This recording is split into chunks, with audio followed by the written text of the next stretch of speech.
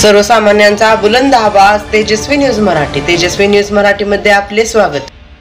मला सुरुवात करतोय.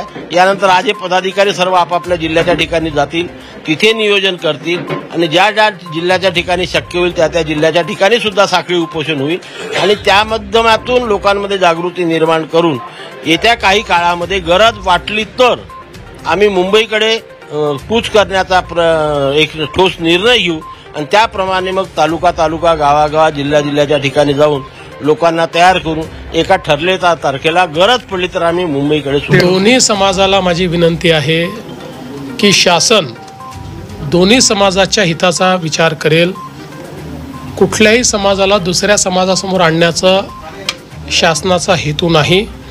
त्यामुळे कोणावर अन्याय करून कोणाला देण्याचा प्रश्न नाही आहे. दोघांचे प्रश्न आम्ही सोडवणार आहोत. त्यामुळे ओबीसी समाजानेही हे लक्षात ठेवावं की कुठेही त्यांच्यावर अन्याय आम्ही होऊ देणार नाही आणि मराठा समाजाने हे लक्षात घ्यावं की आम्ही सोडवल्यात सगळे प्रश्न. देशभरातील नवनवीन बातम्या पाहण्यासाठी आत्ताच आपल्या तेजस्वी न्यूज चॅनलला लाईक करा, सबस्क्राईब करा, शेअर करा व पाहत रहा तेजस्वी न्यूज मराठी आणि रहा अपडेट.